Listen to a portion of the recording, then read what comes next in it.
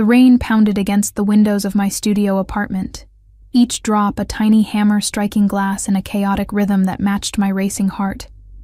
I huddled on my worn couch, a threadbare blanket pulled tight around my shoulders, as if it could somehow shield me from the disaster my life had become. The pregnancy test lay on the coffee table, 2 pink lines that had appeared just this morning, transforming my world in an instant. Twins, Dr. Weaver had said, her voice echoing in my memory. Congratulations, Ms. Collins. Congratulations, as if bringing 2 lives into this world alone, abandoned and broke, was something to celebrate. I reached for my phone with trembling fingers. The screen's harsh light illuminated my tear-stained face in the darkening room. I needed to tell him. James deserved to know, even if he'd disappeared 3 weeks ago after cleaning out our joint account. Money I'd saved for 2 years working double shifts at the restaurant. Money that was supposed to be our fresh start. My thumb hovered over the message field. What do you say to the man who'd whispered promises of forever, then vanished with everything you had? The father of your unborn children who'd left nothing but a hollow note. Sorry, Emma. I can't do this anymore, James. I'm pregnant, with twins. We need to talk. I typed the words, my vision blurring with fresh tears. Simple, direct. A desperate plea from a woman who had no one else to turn to in this sprawling, indifferent city.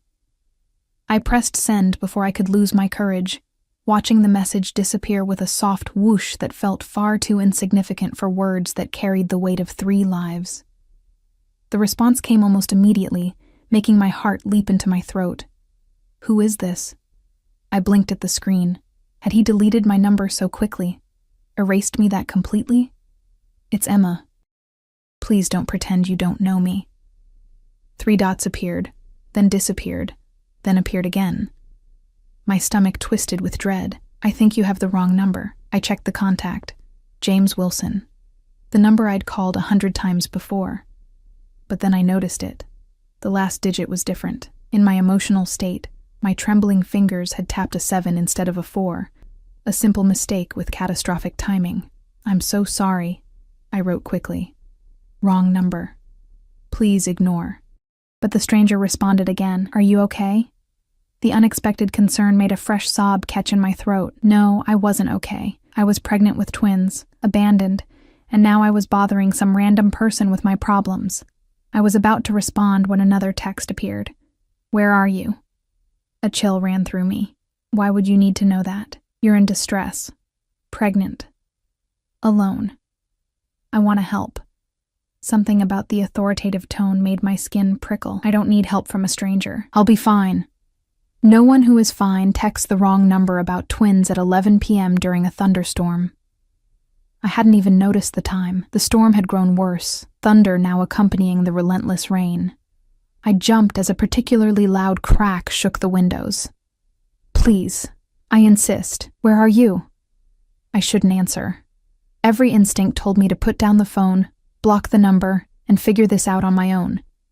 But exhaustion weighed on me like a physical burden. I hadn't eaten properly in days. The restaurant had cut my hours. The rent was due in a week. And now, twins. I'm fine, really. Just having a bad day. I tried to end the conversation. Emma, I don't believe that. Tell me your address. My blood froze. I hadn't given this person my name. How do you know my name? The reply was immediate. You said it yourself. Now your address. I won't ask again. Had I? My mind raced through our brief exchange. Maybe I had. Everything was a blur of panic and hormones and fear. I'm calling the police. I typed, though my hands shook so badly I could barely hold the phone.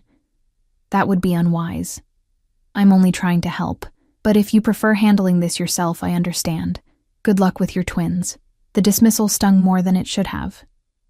Even a stranger's concern being withdrawn felt like another abandonment. I placed the phone face down on the table and buried my face in my hands. What was I going to do? In my pocket, I had exactly $27.16. In my bank account, nothing. James had taken everything. A knock at the door made me jolt upright. No one ever visited me. I lived in the kind of building where neighbors avoided eye contact in the hallway. "Who is it?" I called, my voice cracking. Silence. I approached cautiously, peering through the peephole. The hallway appeared empty, but something dark shifted at the edge of my limited view. My heart hammered against my ribs. "I know someone's there. I'm calling the police." "Ms. Collins." The voice was deep, smooth, with the faintest accent I couldn't place. "I believe you have something to discuss." Ice flooded my veins. "Who are you?" "Someone who can help with your situation." I pressed my back against the door, as if my slight frame could somehow barricade it. "I didn't tell you where I live." A soft chuckle filtered through the wood. "You didn't need to.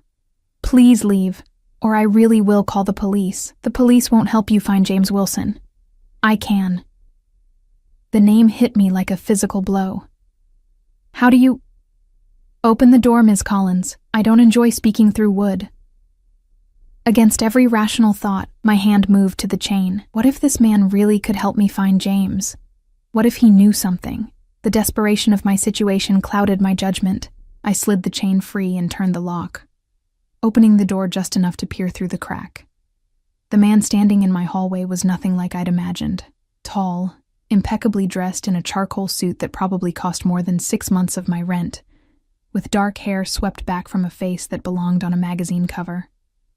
But it was his eyes that held me, cold, calculating, assessing me with the intensity of a predator. He wasn't alone. Further down the hall stood another man, broad-shouldered and watchful, his hand resting inside his jacket in a way that made my stomach clench with instinctive fear. "May I come in?" the suited man asked, though it wasn't really a question. "Who are you?" I managed to whisper. His lips curved in what might have been a smile on anyone else. On him, it looked dangerous. "My name is Alexei Volkov, and you, Emma Collins, have made quite an interesting mistake tonight." The name meant nothing to me, but something in his tone made my skin prickle with warning. I began to close the door. "I think you should go." His hand shot out, palm flat against the wood, stopping my movement with effortless strength. "That would be unwise, Emma, especially in your condition. How did you find me? How do you know about James?" "I know many things, including the fact that the man who abandoned you is not who you think he is." He pushed the door open wider, and I found myself stepping back, allowing him entry despite every alarm bell ringing in my head. Alexei Volkov stepped into my tiny apartment, his presence immediately filling the space, making it feel smaller, suffocating. His gaze swept over the shabby furniture, the dripping ceiling corner, the pregnancy test still lying on the coffee table. Something flickered in his expression. Disgust? Pity? I couldn't tell. "You live here?" he asked, though he clearly knew the answer. I lifted my chin, a flicker of pride cutting through my fear. Not all of us can afford designer suits.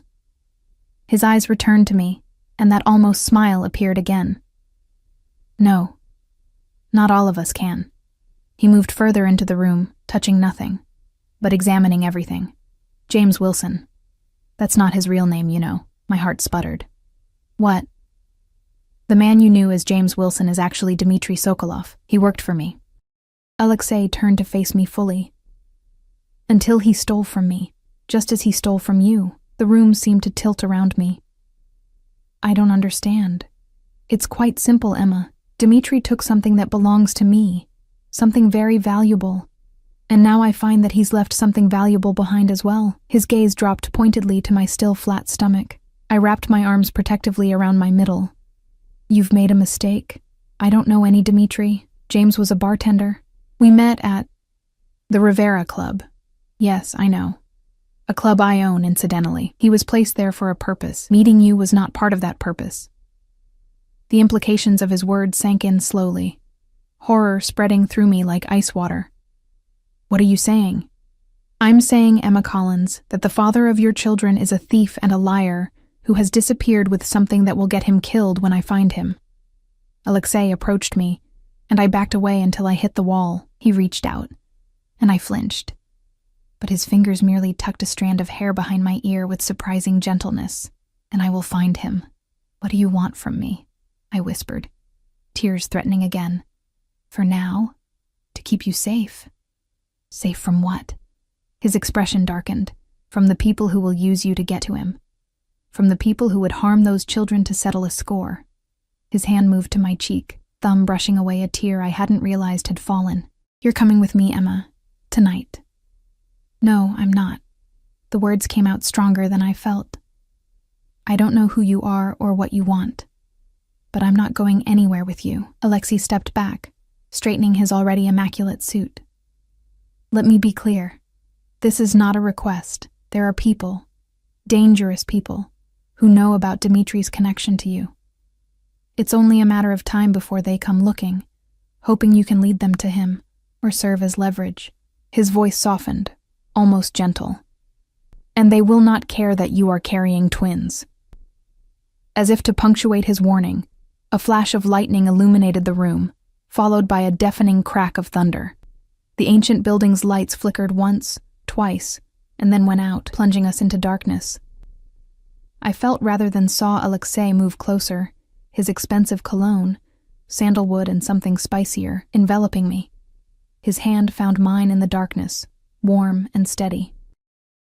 Time to go, Emma, he murmured, his lips close to my ear. Pack what you need. Quickly. In the pitch black of my apartment, with rain lashing the windows and a dangerous stranger holding my hand, I made a decision that would change everything. I nodded, though he couldn't see it. 5 minutes, I said, my voice barely audible over the storm. His fingers tightened around mine. I'll be right here. I didn't know then what I was walking into. I didn't know that this mistake, a wrong number on a desperate night, would lead me into a world of power, danger, and obsession I could never have imagined. I didn't know that Alexei Volkov would become both my protector and my captor, or that the twins growing inside me would bind us together in ways that would prove inescapable.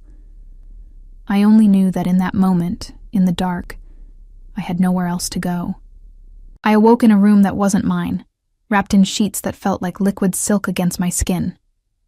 For a moment, I floated in that hazy space between dreams and consciousness, before reality crashed back. The pregnancy test, the wrong number, Alexei Volkov appearing at my door.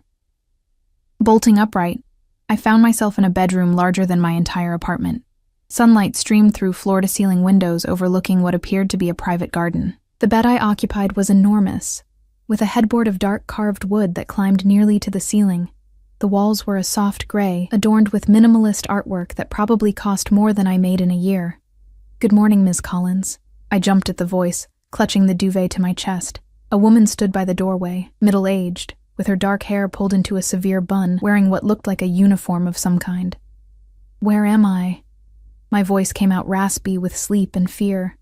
Mr. Volkov's residence. She moved to a side table and poured water from a crystal decanter. I'm Mrs. Petrova, the housekeeper. Mr. Volkov instructed me to see to your needs. I accepted the water with trembling hands, suddenly aware of my parched throat. How did I get here? The last thing I remember is being in the car and feeling dizzy. You fell asleep during the journey. Mr. Volkov carried you in. Her expression revealed nothing about how she felt about this arrangement. There are clothes for you in the closet. Once you're dressed, breakfast will be served downstairs. Mr. Volkov is expecting you. Before I could ask anything else, she exited, closing the heavy door behind her with a soft click that somehow felt final. I slipped out of bed, noticing I was wearing an oversized silk nightgown that wasn't mine. The thought of Alexei, or someone else, changing my clothes while I was unconscious made my skin crawl. I hurried to the adjoining bathroom, a marble palace with a shower large enough for 5 people, and a freestanding tub that looked like it belonged in a luxury spa. Catching my reflection in the mirror, I barely recognized myself. My normally unruly brown hair hung limp around my pale face. Dark circles shadowed my eyes. I looked exactly like what I was. A terrified pregnant woman in a stranger's house. After a quick shower that I couldn't help but indulge in, hot water had been inconsistent at best in my apartment, I wrapped myself in a plush towel and investigated the closet Mrs. Petrova had mentioned.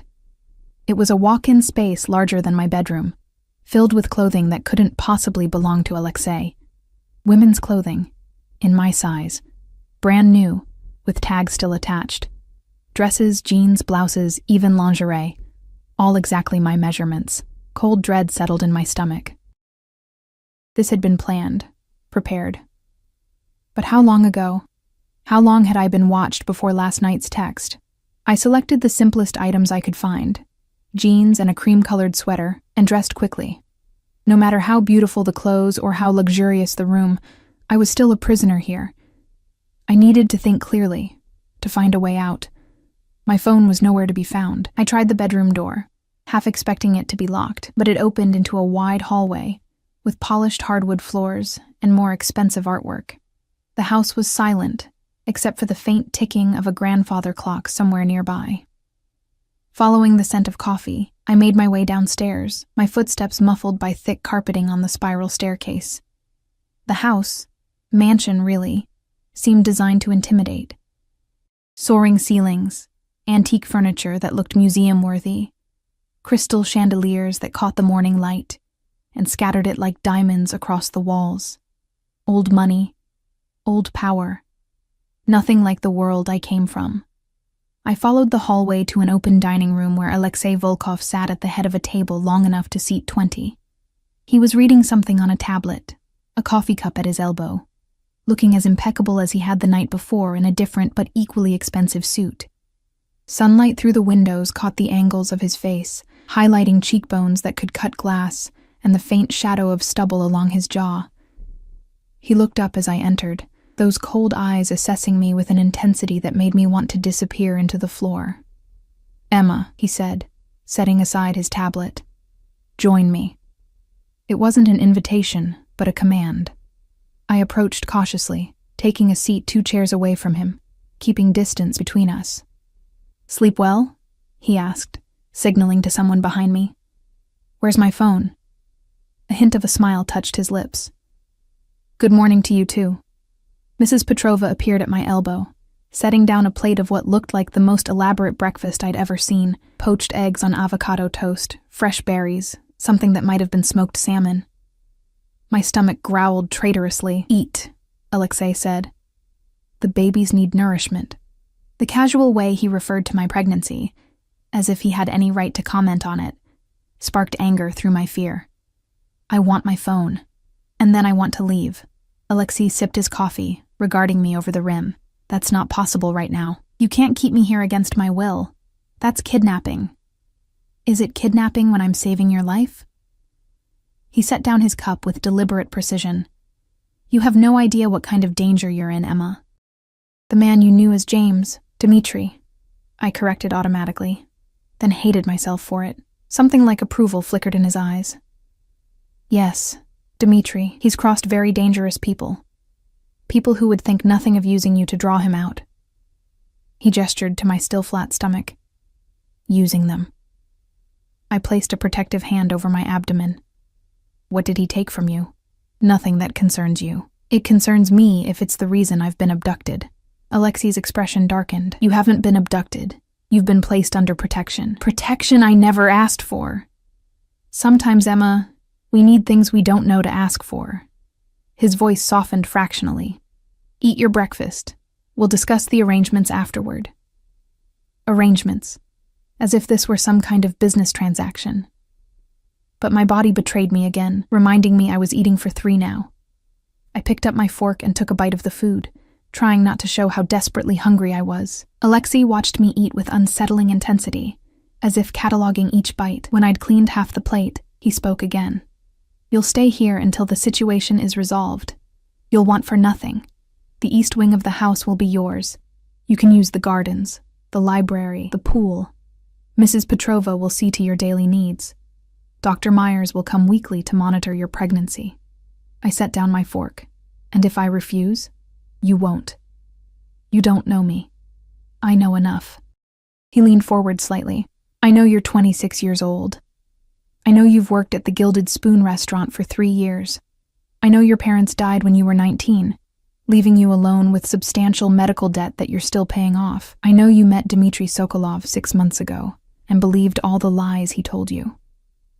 His gaze pinned me to my chair. I know you have no one and nowhere to go, Emma. No family. No close friends. No one who would notice if you disappeared. Each word felt like a slap. How do you know all this? It's my business to know things. What are you? Some kind of gangster? The word made him smile. A cold, amused thing. How American. No, Emma. I'm a businessman with diverse interests. Businessmen don't kidnap pregnant women. This one does, when necessary. He stood abruptly, buttoning his suit jacket. Finish your breakfast. Mrs. Petrova will show you around. I have meetings today, but I'll be back for dinner. We can continue this discussion then. I won't be here, I said, though we both knew it was an empty threat. He approached my chair, and I tensed as he bent down, his lips close to my ear. Yes, you will. Because despite your brave words, you know there's nowhere safer for you and those babies right now. His hand brushed over my hair in what might have been a caress from anyone else. From him, it felt like being marked. One more thing, he said, straightening. There's a panic button in every room. Press it if you need anything, or if you feel unwell. With that, he left, his expensive shoes silent on the polished floor.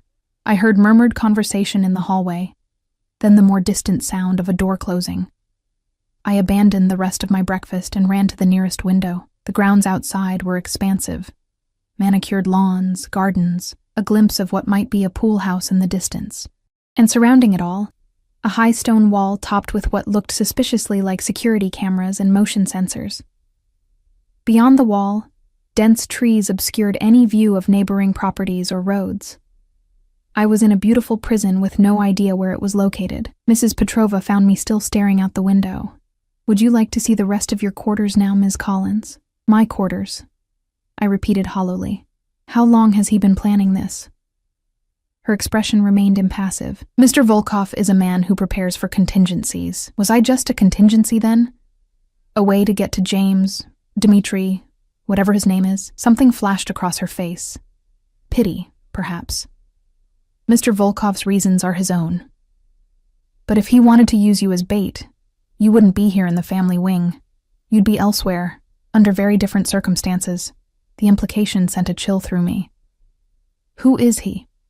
Really? Mrs. Petrova's gaze met mine directly for the first time. A man it's better to have as a friend than an enemy. Now, shall we continue? The tour confirmed what I'd suspected. The East Wing was essentially a luxurious apartment within the larger house. Bedroom, sitting room, a small kitchenette, even a home office with bookshelves filled with classics and contemporary fiction. Everything I could need, except freedom. There were no locks on the doors leading to the rest of the house, but security cameras monitored every hallway, every entrance and exit. 2 men in dark suits patrolled the grounds visible from my windows. Not guards for my protection, I realized, but to keep me contained. You'll find your belongings have been brought from your apartment, Mrs. Petrova said, as we returned to the bedroom. She opened a drawer to reveal my pitifully few possessions, some clothes, my worn paperback of Jane Eyre, the small wooden box that contained my mother's wedding ring. He had people go through my things? The violation struck deeper than I expected. Mr. Volkov is thorough. She paused at the door. Lunch will be at 1. Is there anything specific you'd prefer? I stared at her, incredulous. My freedom? That isn't within my authority to grant. Her voice softened marginally. Ms. Collins, may I offer some advice? I nodded, desperate for any information that might help me. Mr. Volkov is protective of what he considers his. It would be unwise to test his patience. She hesitated. But he is not cruel without purpose. If you cooperate, this arrangement will be more comfortable for everyone. What he considers his, I echoed. I don't belong to him. The children you carry have his blood. In his world, that makes them, and by extension you, his responsibility. She stepped into the hallway. Rest now. The first trimester is often difficult. She closed the door, leaving me alone with her words echoing in my head. His blood. The implications hit me with the force of a physical blow. If Alexei Volkov was saying what I thought he was saying, I sank onto the edge of the bed, my hand instinctively covering my abdomen. Was it possible? Had James, Dmitri been related to Alexei somehow? A brother? A son? Or was there an even more disturbing possibility? I remembered Dimitri's reluctance to discuss his family, the mysterious phone calls he'd taken in another room, the unexplained cash he sometimes had despite our financial struggles. Had he been working for Alexei all along?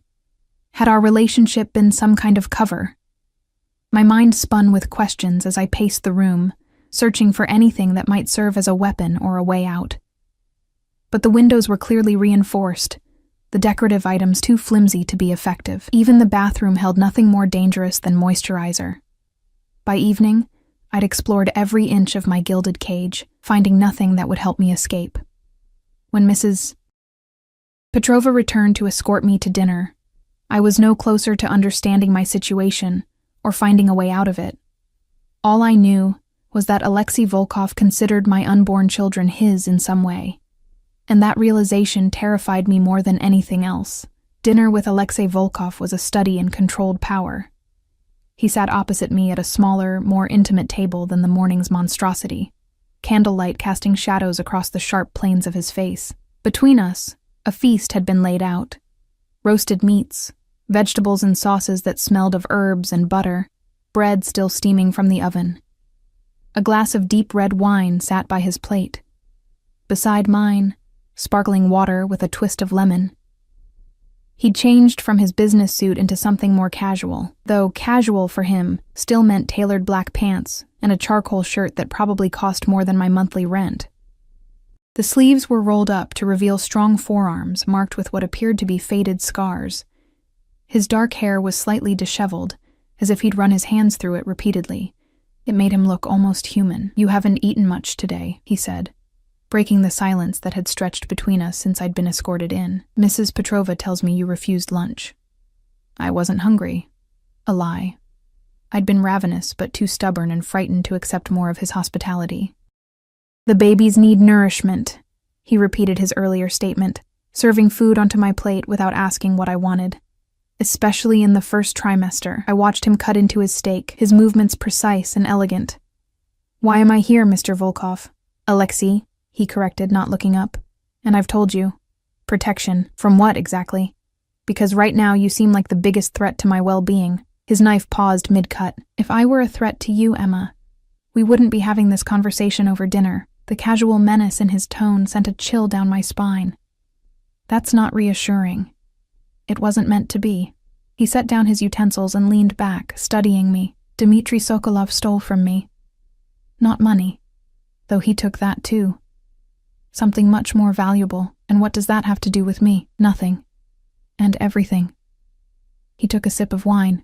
"Tell me how you met him." I pushed food around my plate, trying to ignore how delicious it smelled. "Why should I tell you anything? Because I'm asking nicely, this time." The implicit threat hung in the air between us. I took a deep breath. "We met at the Rivera Club. I was there with friends. A birthday celebration. He was bartending. He was..." I trailed off, remembering. "Charming," Alexei supplied. "Attentive. Made you feel special. Like you were the only woman in the room." The accuracy of his description stung. "Yes." "And he moved quickly, didn't he? Always urgent. Always intense." I nodded, uncomfortable with how precisely he was mapping the trajectory of my whirlwind relationship with James. "Dmitry, within a month he'd moved into your apartment. Started talking about the future. Children, perhaps?" His eyes flicked to my stomach. "No," I whispered. "The pregnancy was unexpected. For you, perhaps." Something cold glittered in his eyes. "Not for him." "What do you mean?" Alexei took another sip of wine, considering me over the rim of his glass. "Did he ever take your phone? Use it to send messages?" The question caught me off guard.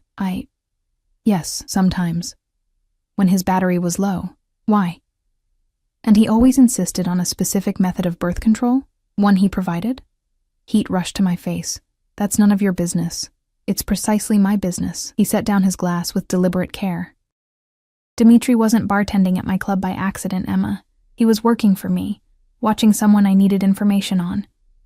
Then he disappeared 3 weeks ago, taking sensitive data and a considerable amount of money. But that's not all he took, is it? My appetite had completely vanished, replaced by a sick feeling in the pit of my stomach.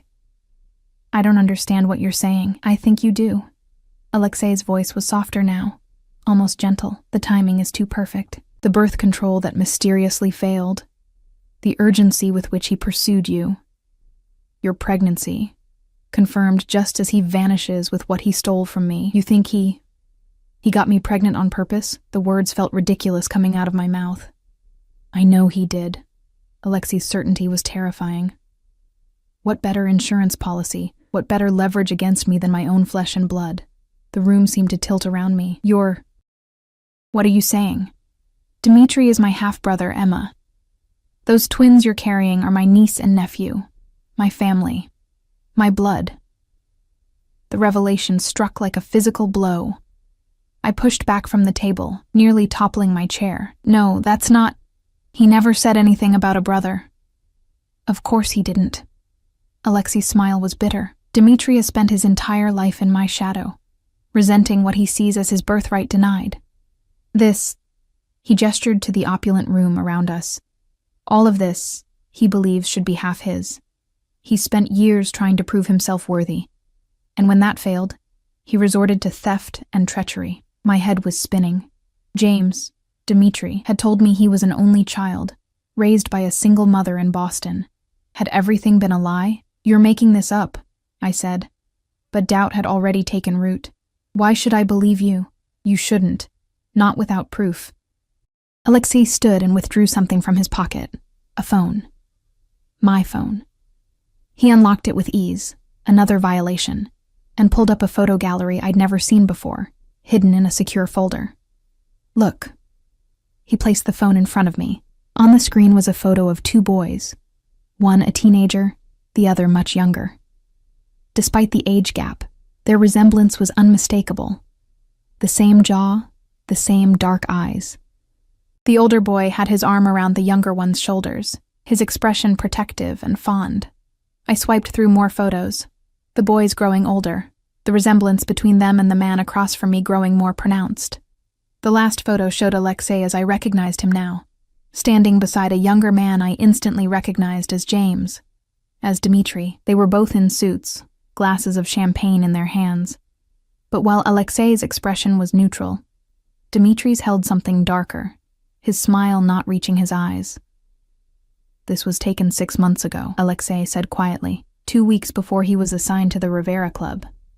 2 weeks before he met you. I set the phone down with trembling hands. Why would he do this? Use me like this? Because you were perfect, Emma.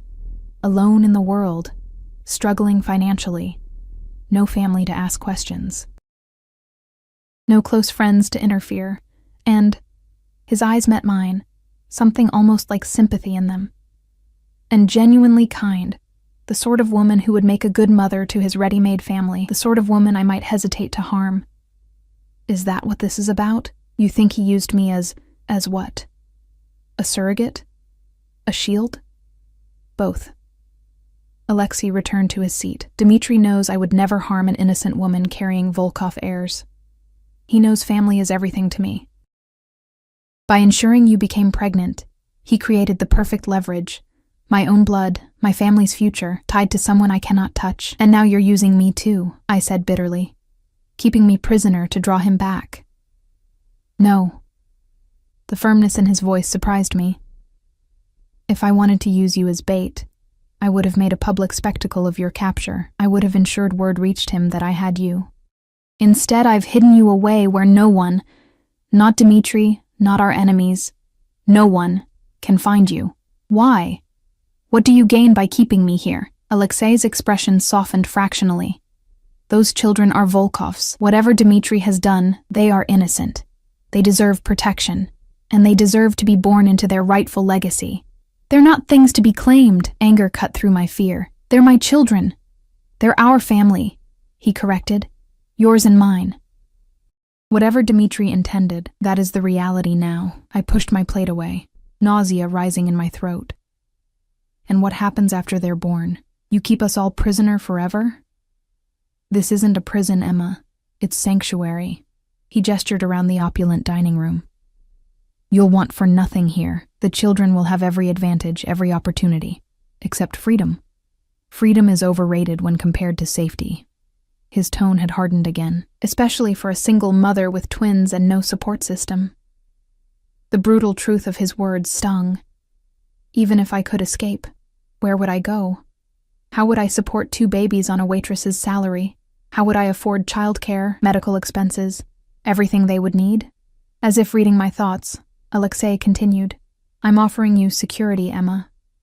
A home for you and your children, the finest education, the best medical care, a future without struggle. In exchange for what? His eyes traveled over my face, lingering on my lips before meeting my gaze again. Your cooperation, your discretion, your loyalty. Something in the way he said it made my skin prickle. And if I refuse, you won't. There was that certainty again, because you're smart enough to recognize a good deal when it's offered, and because you already care for those babies. You want what's best for them. Being raised in a criminal enterprise is best for them? A flash of anger crossed his face. Is that what you think this is? Some crude mob operation? He gestured sharply at our surroundings. I am a businessman, Emma. My family has interests in shipping, real estate, technology. Legitimate enterprises built over generations. Legitimate businesses don't involve kidnapping. When necessary, they do. He leaned forward, his voice dropping. The world you think you live in, the world of laws and rules and fairness. That's a comforting fiction for most people. But there's another world beneath it. A world where power and connection determine everything. Dmitri dragged you into that world the moment he decided to use you. I'm just ensuring you have the protection you need to survive in it. I wanted to argue, to deny everything he was saying. But exhaustion was overtaking me, the emotional toll of the day catching up with my physically taxed body. Alexei must have noticed, because his tone softened. Eat something, Emma. Just a little. Then you can rest. To my surprise, I found myself complying, taking small bites of the now cool food. It was still delicious, but tasted like ashes in my mouth as I contemplated my situation. Why did you bring me here yourself? I asked after a while. Why not send one of your men? Alexei considered me for a long moment. Because I wanted to see you, to understand what Dmitri saw in you that made you his choice. And what did you conclude? Something shifted in his expression, a heat entering his eyes that made me suddenly, acutely aware of him as a man, not just a threat, that my brother's taste has improved. The comment hung in the air between us, charged with something I didn't want to examine too closely. I pushed back from the table, needing to escape his gaze. I'd like to go back to my room now. Alexei stood immediately. Of course, you need your rest. Instead of summoning Mrs. Petrova, he escorted me himself, his hand hovering near the small of my back without quite touching me. The walk through the massive house was silent, broken only by the distant ticking of clocks and the soft pad of our footsteps on thick carpets. At my door, he paused. You'll adjust to this situation, Emma. Most people are more adaptable than they believe. Is that supposed to be comforting? It's merely the truth. He reached out, hesitated, then brushed his knuckles lightly against my cheek. Sleep well. I pulled away from his touch, retreating into my room. Good night, Mr. Volkov. Alexei, he corrected again, something like amusement flickering in his eyes before he turned away. We're family now, after all. The door closed behind him, and I was alone again in my luxurious prison, with more questions than answers, and the disturbing realization that the man who had kidnapped me, the uncle of my unborn children, was looking at me with more than familial interest. I lay awake long into the night, my hands protectively cradling my still flat stomach, wondering how my life had spiraled so completely out of control from one mistaken text message. And wondering, too, if Dmitri had ever loved me at all, or if I had only ever been a pawn in a game between brothers. When sleep finally came, I dreamed of 2 dark-eyed boys playing in a garden, their laughter turning to screams as shadows engulfed them. I woke with tears on my face, and the word twins on my lips, a premonition of history repeating itself that I was powerless to prevent. Days bled into weeks in my golden captivity. The East Wing became familiar territory. The sunlight that streamed through the windows at precisely 9 each morning, the way the wooden floors creaked near the bookshelf, the pattern of security guards rotating shifts outside. I'd mapped every inch of my allowed space, tested every boundary, There was no way out. The cameras watched constantly. The grounds beyond my windows were patrolled day and night. The few times I'd attempted to explore beyond the boundaries Alexei had set, a guard or Mrs. Petrova materialized as if from nowhere, gently but firmly steering me back to safe areas. My body was changing, my pregnancy becoming more obvious as the weeks passed. The morning sickness that had plagued me in my apartment continued, but now I vomited into marble basins instead of the cracked porcelain of my old bathroom. Dr. Myers came weekly as promised. A stern woman with gentle hands who monitored the twins with state-of-the-art equipment brought to the house. "They're developing perfectly," she'd assured me at my last appointment. "Strong heartbeats, good size for 12 weeks. 12 weeks. I had been in Alexei Volkov's mansion for nearly a month. He was an inconsistent presence, sometimes absent for days on business, sometimes appearing at odd hours to check on me. He joined me for dinner most evenings when he was home, our conversations a strange dance of probing questions and careful answers. He wanted to know everything about me, my childhood, my parents, my hopes before life had derailed them. I found myself answering despite my initial resistance, starved for conversation that wasn't with staff who reported everything back to him. In turn, I learned little about him beyond what he chose to reveal. That he had taken over the family business at 22 when his father died. That he spoke 5 languages fluently. That he preferred Bach to Mozart and Scotch to vodka, despite his Russian heritage. He never spoke of his mother or of Dmitri beyond that first night's revelations. It was a strange half-life, cushioned by luxury but hollow at its core. That particular morning, I woke feeling more nauseated than usual. The twins were making their presence known with a vengeance. I barely made it to the bathroom before emptying my stomach, clinging to the toilet as wave after wave of sickness washed over me. "Emma?" Alexei's voice came from the bedroom doorway, unexpected and unwelcome. I hadn't heard him come in. He was supposed to be away on business until the weekend. I tried to answer but could only retch again, humiliation burning through me at being seen like this. Cool hands gathered my hair back from my face. A damp cloth pressed against the back of my neck. Alexei knelt beside me on the bathroom floor, his expensive suit incongruous against the domestic scene. "Deep breaths," he murmured, his hand rubbing small circles on my back. "It will pass." When the sickness finally subsided, he helped me to my feet, supporting me as my legs trembled with weakness. Without a word, he led me back to the bed, pulling back the covers for me to slip between the sheets. "I'll have Mrs. Petrova bring ginger tea and dry toast," he said, his voice gentler than I'd ever heard it. It helped my mother when she carried Dmitri. The casual mention of his mother, the first I'd heard, caught my attention. "Your mother?" A shadow passed over his face. "Yes, she suffered terribly with him, much worse than with me," she said. He sat on the edge of the bed, uncharacteristically hesitant.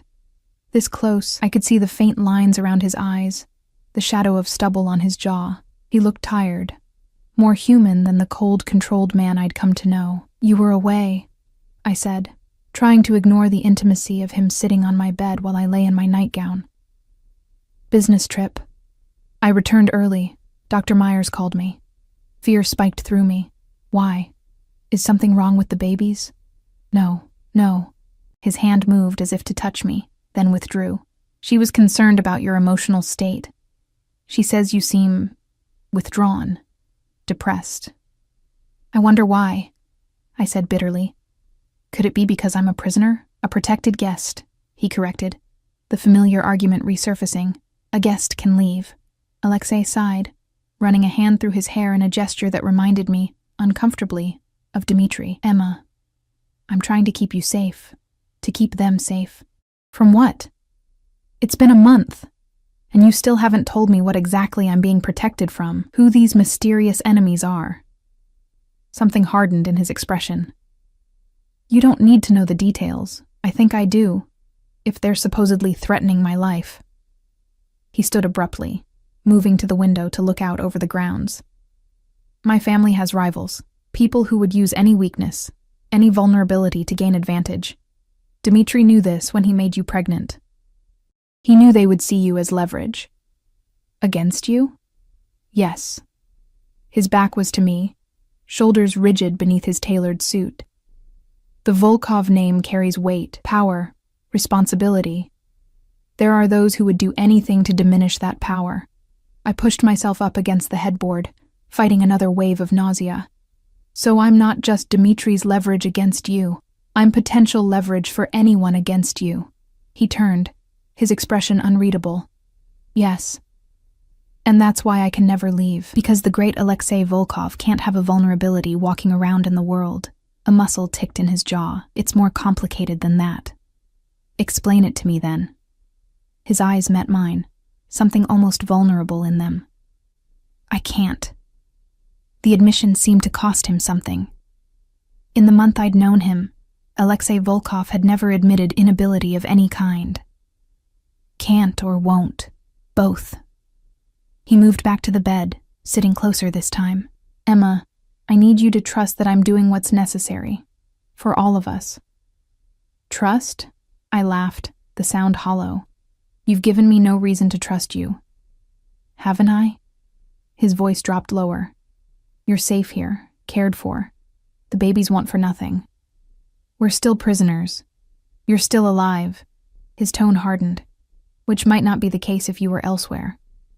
We stared at each other, the familiar impasse stretching between us. But something was different this time, an intensity in his gaze that hadn't been there before, a tension in the air that made my skin prickle. You remind me of her, he said abruptly. Who? My mother. She had the same, he gestured vaguely, stubborn dignity, the same fire. I didn't know how to respond to that. In all our conversations, he'd never made such a personal observation. What happened to her? I asked cautiously. Pain flickered across his face, so raw it startled me. She died when I was 20. I'm sorry. He nodded, accepting my condolence with surprising grace. It was a long time ago. And your father? You said he died when you were 22, car accident. His expression closed off, or so it seemed. The implication hung in the air between us. You think it wasn't an accident. I know it wasn't. He stood again, his momentary openness gone, which is why I take threats to my family very seriously, Emma, including Dimitri, despite his betrayal. Is that what I am now? Family? His eyes traveled over me, lingering on the slight curve of my stomach visible beneath the bedsheet. You're carrying Volkov heirs. That makes you family, whether you wish it or not. And what does family mean to Alexei Volkov? Locked rooms and armed guards. Protection, he said firmly. Security, loyalty. And if I don't want to be part of your family? Something dangerous flickered in his eyes. That's not a choice either of us has anymore. Before I could respond, there was a knock at the door. Mrs. Petrova entered with a tray bearing ginger tea and toast as promised, her expression revealing nothing about finding her employer sitting on my bed. Thank you, Mrs. Petrova, Alexei said, rising. Please ensure Miss Collins eats something. Yes, Mr. Volkov, her eyes flicked between us, assessing. Will you be joining Miss Collins for dinner tonight? Yes. He glanced back at me. We have more to discuss. After he left, Mrs. Petrova helped me sit up and arranged the tray across my lap. The tea will help with the nausea, she said, her tone warmer than usual. Small sips. I did as instructed, the ginger soothing my roiling stomach. Mrs. Petrova, how long have you worked for Mr. Volkov? She paused in straightening my bed covers. Since he was a boy. I worked for his father before him, so you knew his mother. Something softened in her stern face. Yes, a remarkable woman. Alexei said I remind him of her. Mrs. Petrova's hand stilled. Did he? She studied my face with new interest. That is significant. Why? She seemed to debate with herself before answering. Mr. Volkov doesn't speak of his mother, to anyone. Not since her death. How did she die? Really? Mrs. Petrova's lips thinned. That is not for me to say. Please. I touched her arm, surprising both of us with the gesture. I need to understand what's happening, why I'm here. She glanced toward the door, then back at me. Mr. Volkov Sr. was not a kind man, she said quietly. Not to his wife, not to his sons. When he discovered his wife's indiscretion with another man, resulting in Dmitri, he became cruel. More than cruel.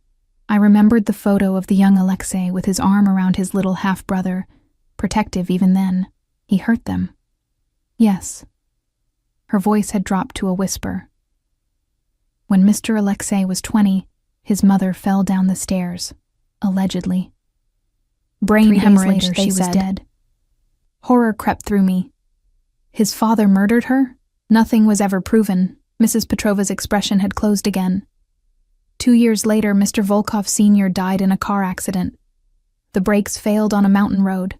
The implication was clear. Alexei. Mrs. Petrova straightened, her professional demeanor returning. As I said, it is not my place to speculate. But Mr. Volkov has never spoken of his mother to anyone in my hearing. Until you. She busied herself around the room, tidying things that didn't need tidying. The twins were confirmed yesterday, she said, changing the subject. A boy and a girl.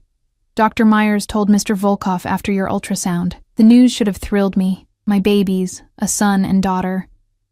But it felt distant, as if happening to someone else. He didn't tell me. Perhaps he wanted you to hear it from the doctor. She paused at the door. Rest now. I'll return for the tray later.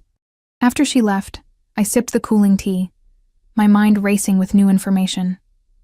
Alexei Volkov, who had lost his mother to his father's cruelty and possibly avenged her death.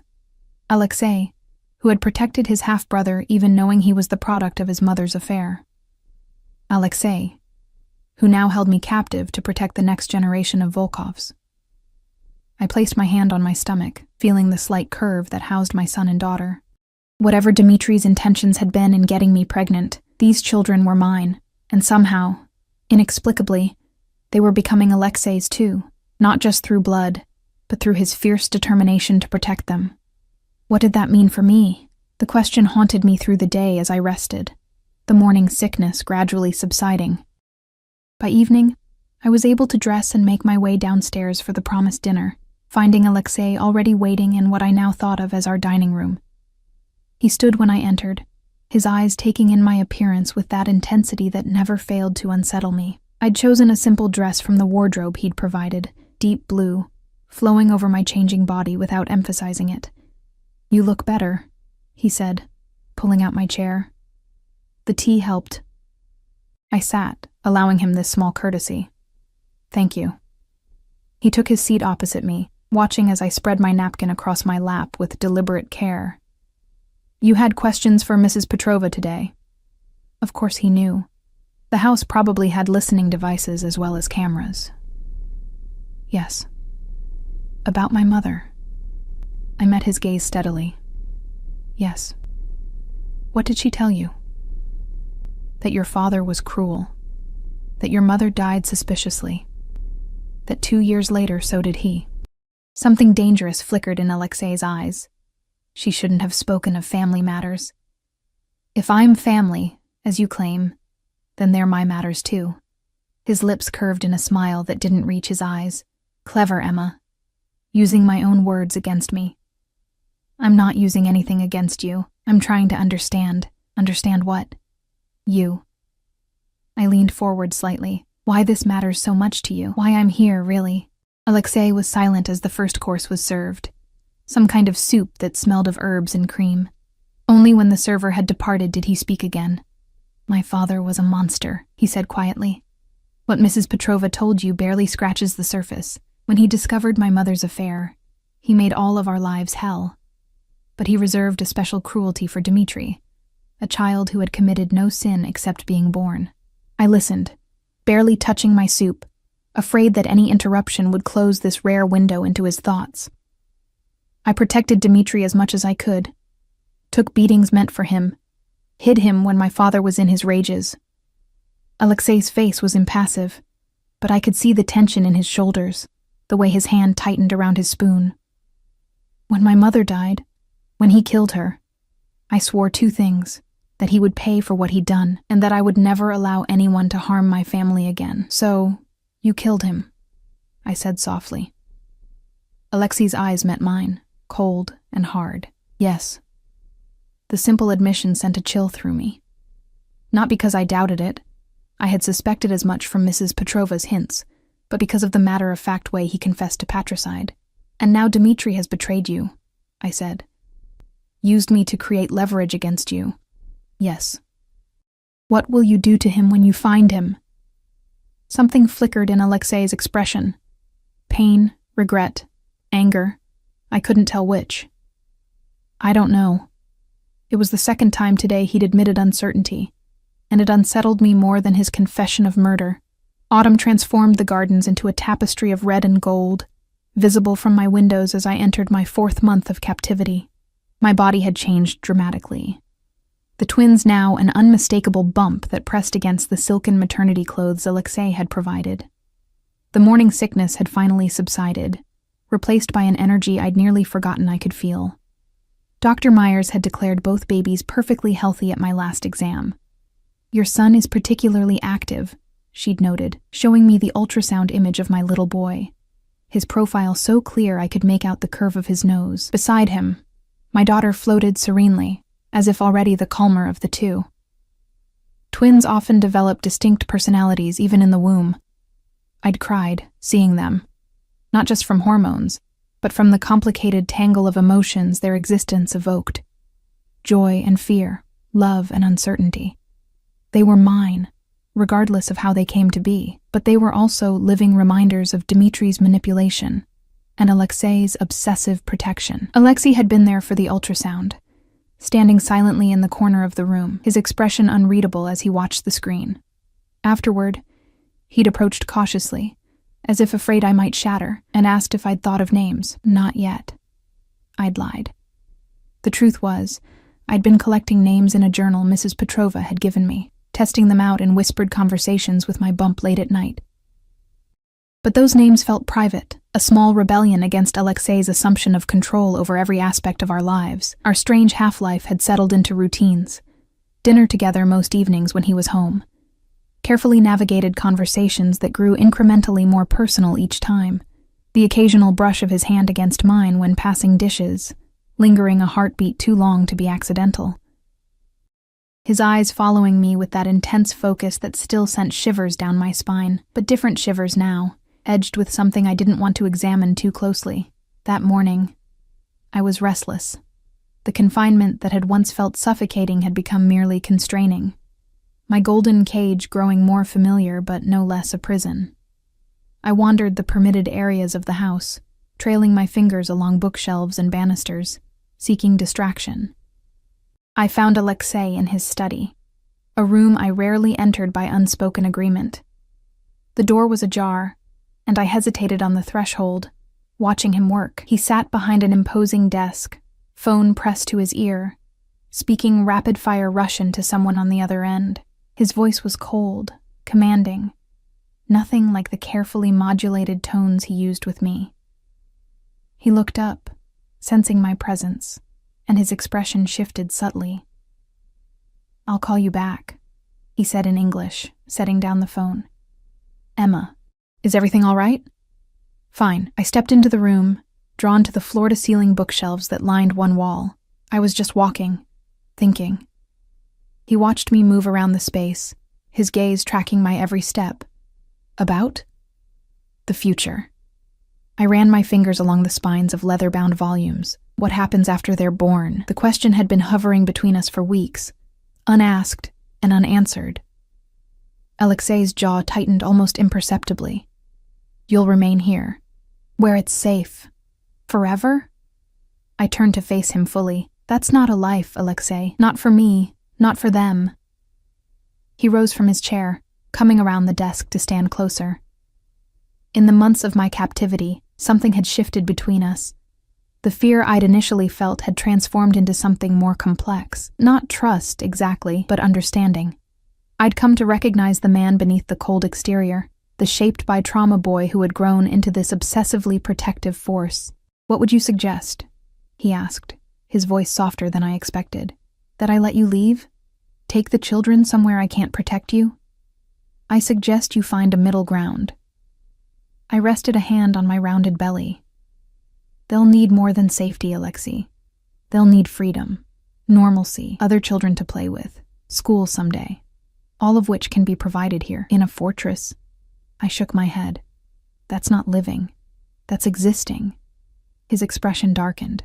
Better existing than dead. Is that the choice? Really? I stepped closer, emboldened by months of these careful negotiations. Or is it just the choice you're willing to see?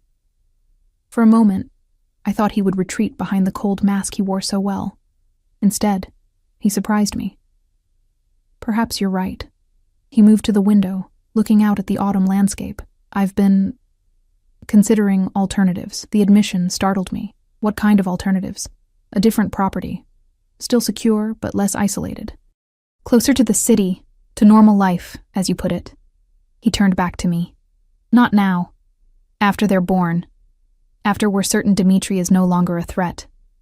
Have you found him? Pain flickered across Alexei's face. Not yet, but we will. The "we" hung in the air, a reminder of the organization behind him, the power structure I still knew so little about. And when you do, what happens to him? I asked the question that had haunted me since learning the truth. Alexei was silent for a long moment. That depends on him, on whether he comes to his senses. You wouldn't... I couldn't finish the sentence. Kill my own brother? His voice was flat. Is that what you think of me, Emma? That I'm a monster who would murder his own blood? You killed your father, I said quietly. A man who had beaten my mother to death. His eyes hardened. A man who had tormented his children for years. That was justice, not murder. I believed him, which disturbed me more than I wanted to admit. In the months of our strange coexistence, I'd come to see the code Alexei lived by. Rigid, uncompromising, but not without its own twisted honor. Dmitri betrayed me, he continued. Used you, endangered his own children to spite me. But he's still my brother, still family. And family is everything, I murmured, echoing what had become his mantra. Yes. He moved closer, stopping just short of touching me. More than you know. Something in his tone made my breath catch. There was a heat in his eyes I'd seen flickering over the past weeks, growing stronger, harder to ignore. Alexei, I began, not sure what I intended to say. His phone rang, shattering the moment. His expression closed off as he glanced at the screen. I need to take this. He stepped back, professional mask sliding into place. We'll continue this conversation later. I nodded, retreating from his study, relieved and disappointed in equal measure. The complexity of my feelings toward Alexei Volkov was becoming harder to deny. Stockholm Syndrome, I told myself. Nothing more than the psychological response of a captive toward her captor. But in my quieter moments, I knew it was more complicated than that. That evening, instead of our usual dinner, Alexei surprised me by suggesting a walk in the gardens. The weather is mild, he said. Dr. Myers recommended fresh air and gentle exercise. The gardens were beautiful in the fading light, the setting sun casting golden light through autumn leaves. We walked in companionable silence along gravel paths that wound between carefully tended beds and ancient trees.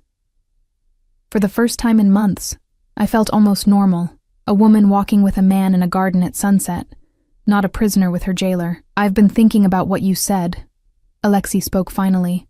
About after. I glanced at him, noting how the sunset softened his usually severe features. And? You're right. This isn't a sustainable situation. He stopped near a stone bench, indicating for me to sit. The children will need more than I initially planned.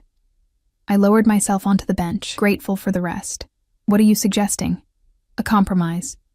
He remained standing, hands clasped behind his back. After they're born, after we're certain the immediate danger has passed, we move to my property on the coast. It's still private, still secure, but less isolated. There's a small town nearby, other families, eventually schools. We? I caught the pronoun immediately. Yes, Emma, we. His eyes held mine. I won't separate the children from their mother. And I won't abandon my responsibility to protect all of you, so I remain your prisoner, just in a prettier cage. No. He sat beside me, close enough that I could feel the warmth of him in the cooling evening air. Not a prisoner, a partner. The word hung in the air between us, loaded with implications. What does that mean, exactly? Alexei turned to face me fully, his expression more open than I'd ever seen it. It means we raise them together, protect them together, build a life that keeps them safe, but gives them the normalcy you value. As what? Co-parents? Reluctant allies? As whatever we become to each other. His hand found mine on the bench, his fingers warm against my skin. These past months, they've changed things between us. You must feel it too. I should have pulled away, should have rejected the very suggestion. Instead, I found myself turning my palm up, allowing our fingers to intertwine. I don't know what I feel anymore, I admitted. Everything's so confused. You kidnapped me, Alexei, held me prisoner, and protected you. He corrected gently. From the beginning, that was my only intention. And now? His eyes dropped to my lips, then back to meet my gaze. Now I want more than your safety. I want your trust, your companionship. His voice dropped lower. Your choice. What if my choice is to leave? To take the twins and disappear? Pain flickered across his face. Is that what you want? The question forced me to confront feelings I'd been avoiding for weeks. Did I want to leave? The Alexei I'd come to know was complex, damaged, capable of both terrifying coldness and surprising tenderness. He was possessive, controlling, dangerous to his enemies. But to those he considered family, and I was undeniably that now, he was fiercely protective, unfailingly generous, even gentle in his way. I don't know, I answered honestly, but I want the freedom to decide. Then have it. His words surprised me. When the babies are born, when we know they're healthy and safe, you'll have your choice. Stay with me. Build this life together. Or go. With my support and protection from a distance, you'd let me leave? If that's what you truly want. His eyes held mine, intense and sincere, but I hope you'll choose to stay. The confession hung in the autumn air between us. In that moment, with the setting sun painting everything in gold and his hand warm against mine, I could almost imagine choosing him. Choosing this complicated, dangerous man who had kidnapped me to protect his brother's unborn children, and somewhere along the way had begun to care for their mother too. I don't have to decide now, I said finally. No. He lifted our joined hands, pressing a kiss to my knuckles that sent an unexpected shiver through me. But when you do decide, Emma, I want it to be a real choice, not made from fear or necessity. The months of captivity, of careful negotiation, had led to this strange moment of honest connection. Whatever came next, whether I ultimately chose freedom or this complex man who offered security wrapped in golden chains, I knew my life and my children's lives were irrevocably entwined with Alexei Volkov's. And the most surprising realization of all